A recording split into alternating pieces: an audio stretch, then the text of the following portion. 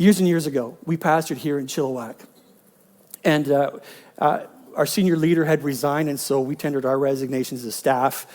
We went to our denominational leader, and I said, you know what, I would love to plant a church in Chilliwack. What opportunities are there for that? And he said, actually, my best friend is moving his church from downtown Edmond to suburbia to be this family-focused church. And Kev, you'd be great to go help him out. Why don't you meet with him and see if that's where God might be leading you? So we thought, well, let's go to Edmonton, let's check it out, right?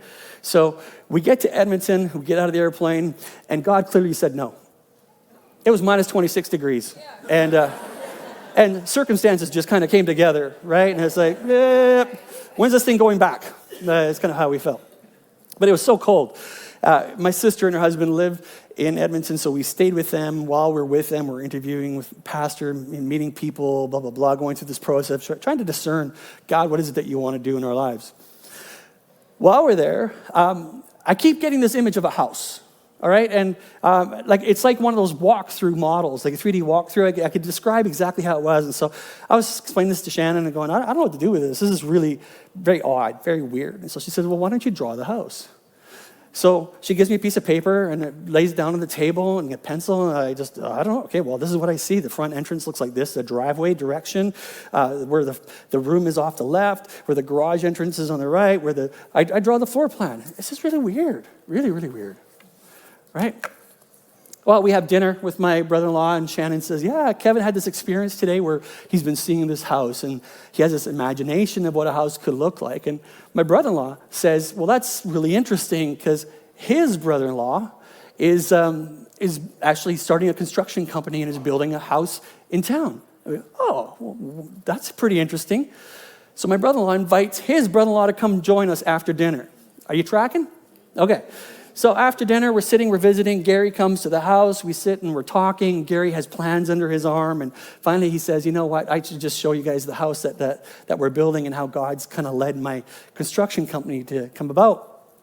He opens up his plans, and we were absolutely stunned.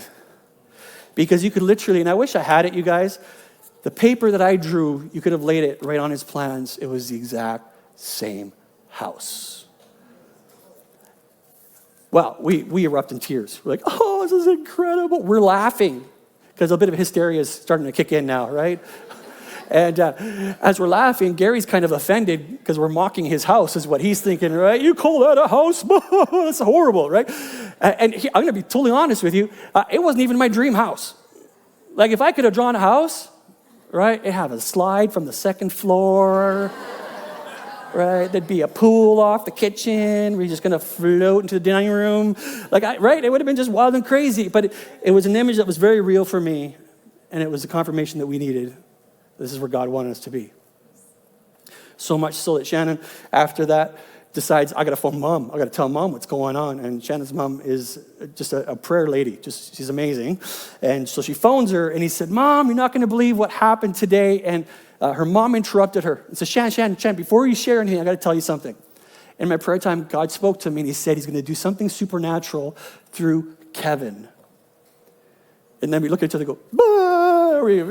We erupted in tears, right? Because how could she have known? And so, well, that's exactly what happened.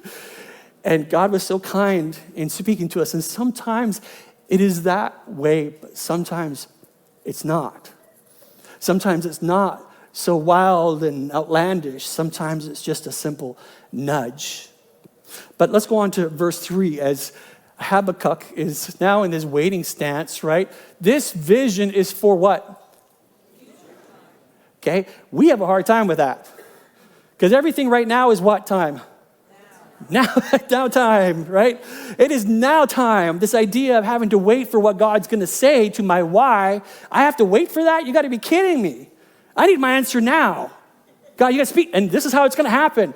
Kevin had a vision, so I want a vision too, right? And we get into these ideas of what it should look like, but the vision is for a future time. It describes the end, and it will be fulfilled. It is going to happen. What God speaks, what God says is going to happen. If it seems slow in coming, wait. Yeah, no, I don't do that, right? Wait patiently. I can imagine Habakkuk's writing this down. Wait patiently. Yeah, right. circle, underline, cross, cross, cross, cross. What? Wait patiently in a season of waiting. And some of you are there right now where you feel that God has spoken to you something very intensely. And you've got whys, and you want answers now, and it's going to happen. It's in the future, and you need to wait patiently, for it will surely take place. It's going to happen. But you're going to have to wait. It will not be delayed. When God says it's going to happen, it's going to happen, and it's going to happen on God's time. So just be patient. And I just love that encouragement that, when God speaks, what he says is going to come to pass. Just be patient. All right, let's move on to verse 4 of chapter 2. Look at the proud. They trust in themselves. Okay, so he's talking about the Babylonians now. They look at themselves, and their lives are crooked, but the righteous will live by their faithfulness to who? To God.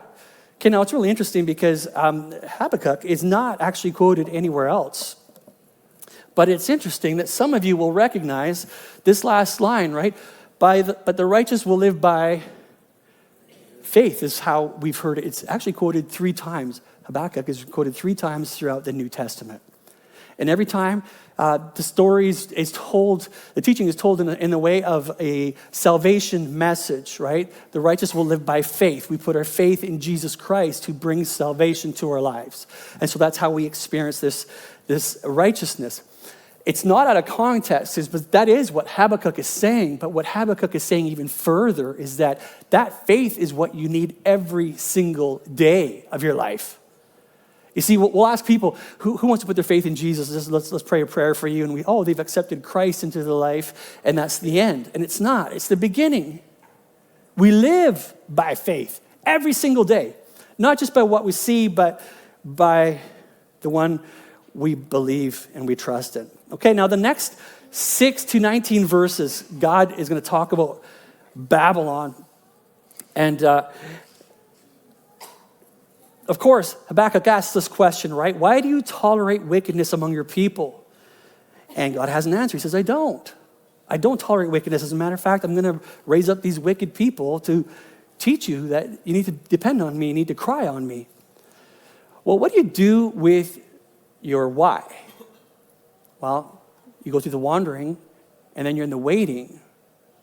And now here's a verse that I want you to highlight. I want you to underline in verse 20. Go down to verse 20. But the Lord is in his holy temple, let all the earth be silent before him. In other words, whatever you're going through, whatever your why is, God is still in heaven, on the throne, all powerful, all able. He's sovereign. He'll take care of it. And some of you, if you're in that why stage, you're in the waiting, you need to remember where God is. It's not like he's bailed. It's not like he's left. He still is there. Wandering, waiting. Let's end with worshiping in chapter 3.